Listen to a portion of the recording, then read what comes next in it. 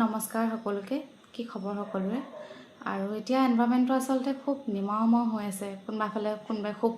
বেছিকৈ ফূৰ্তি কৰিছে কোনোবাই খুব বেছিকৈ দুখ কৰিছে তাৰ কাৰণ কিয় গম পায়নে যেহেতু ৰিজাল্ট দি গৈছে পৰহি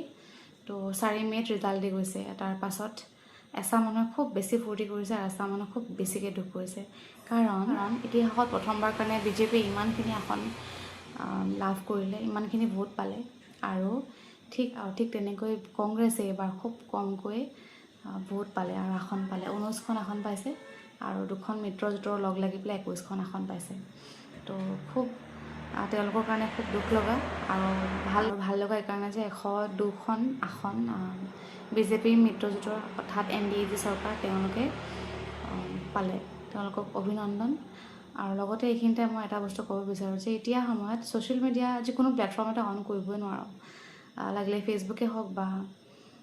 ইউটিউবেই হওক মানে কি হৈছে ইটোৱে সিটোক ঠাট্টা মস্কৰা তেনেকুৱাই চলি আছে কংগ্ৰেছ বেয়াকৈ হাৰিছে সেইকাৰণে বিজেপিৰ যিসকল কৰ্মকৰ্তা বা ছাপোৰ্টাৰ তেওঁলোকে কংগ্ৰেছীখিনিক বেয়াকৈ ঠাট্টা মস্কৰা কৰিছে আকৌ এইফালৰ পৰা কংগ্ৰেছে কিবা এটা কয় আকৌ এইফালৰ পৰা বিজেপিৰ মানুহখিনি কিবা এটা কয় তেনেকৈ এটা বেয়া এনভাইৰনমেণ্ট আচলতে গোটেই ছ'চিয়েল মিডিয়া প্লেটফৰ্মবিলাকত সৃষ্টি হৈছে যিটো আচলতে খুব বেয়া কথা কাৰণ কোনোবা এটা দলক বা কোনোবা এটা টীমক ছাপোৰ্ট কৰাটো সেইটো মানুহৰ নিজৰ পাৰ্চনেল চইচ এটা ছেট অফ আইডিঅ'লজি এজন মানুহৰ যিটো বস্তু আচলতে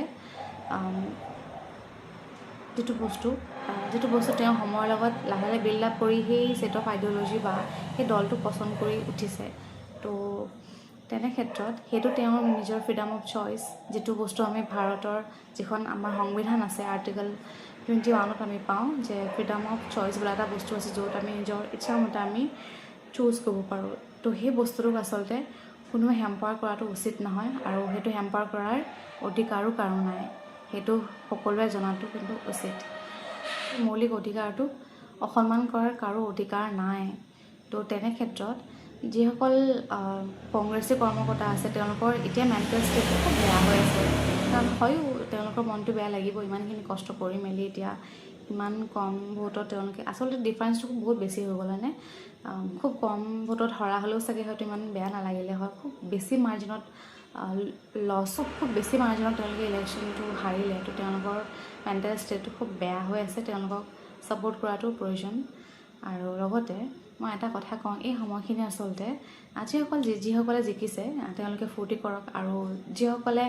হাৰিছে তেওঁলোকে নিজকে ছেল্ফ এনালাইজ কৰক নিজৰ টীমটোক নিজৰ পাৰ্টিটোক নিজৰ পাৰ্টিটোৰ যিখিনি আইডিঅ'লজি বা যিখিনি বিলিভ আছে সেইখিনিক ৰিভিজিট কৰক নতুনকৈ চাওক ক'ত কি ভুল হৈছে সেইখিনি কৰক আৰু সেইখিনি নকৰি যদি ইটোৱে সিটোৰ লগত লাগি থাকে তেনেকৈ এটা বেয়া এনভাইৰনমেণ্টৰ সৃষ্টি হৈছে আৰু তেনেকৈ আচলতে আমি নিজৰ ফিউচাৰ যি জেনেৰেশ্যনক আমি কি উদাহৰণ দি যাম ৰেছপনচিবল চিটিজেন হিচাপে তো সেইকাৰণে এইবোৰ নকৰি পেলাই নিজৰ কামত গুৰুত্ব দিয়াটো উচিত আৰু এটা কথা যিটো ইণ্ডিভিজুৱেল লেভেলত আমাৰ এটা ছেট অফ আইডিঅ'লজি আছে সেইটো আচলতে ইণ্ডিভিজুৱেল লেভেলত ৰখাটোৱে উচিত হয় কাৰণ তাক যদি পাৰ্চনেল লেভেললৈ লৈ আহে সেইটো এটা বেয়া কিবা এটা সৃষ্টি কৰে ধৰি লওক যেনেকৈ মই বিজেপি মোৰ মা কংগ্ৰেছীটো অলপ মানে আমাৰ কি হয় ক্লেছ আহিব বা কথাবোৰ নিমিলিব বা মাতবোল নহ'ব তো তেনেকৈ এটা বেয়া কিবা এটা হয় তো সেইকাৰণে সেইবোৰ বস্তু আচলতে ইণ্ডিভিজুৱেল লেভেলত ৰখাটো প্ৰয়োজন আৰু আমি জানিব লাগিব যে সেই বস্তুটো কিমানটো লেভেললৈকে আমি লিমিট কৰিব পাৰিব লাগিব আৰু সকলোকে সমান ৰেচপেক্ট কৰাটো উচিত কিন্তু অসন্মান কাকোৱে নকৰিব কয় নহয় কাৰোবাৰ ভাল কৰিব নোৱাৰিলে কাৰো বেয়াও নকৰিবা আৰু যেনেকৈ এতিয়া ডেম'ক্ৰেচি এখন চৰকাৰ আচলতে 10 বছৰ 15 বছৰ আহিছে ঠিকে আছে তাতকৈ বেছি হৈ গ'লে সেই ৰাজ্যখনৰ কাৰণে সেই মানুহখিনিৰ কাৰণে বা ডেম'ক্ৰেচিৰ কাৰণে ভয়ংকৰ হৈ পৰে বুলি কয় আমি উদাহৰণস্বৰূপে পাইছোঁৱে আমাৰ কাষত লাগি থকা যি চাইনা হওক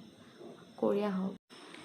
ভিয়েটনাম কিউবা আমি দেখিছোঁৱেই কি হৈছে বিৰোধী দল নোহোৱাৰ কাৰণে তো সেইকাৰণে আমি বিৰোধী দল এটাক জীয়াই ৰখাটো জৰুৰী নহ'লে ভৱিষ্যতে আমাৰ অৱস্থা সেই দেশৰ মানুহখিনিৰ নিচিনা হ'ব য'ত freedom of speech freedom of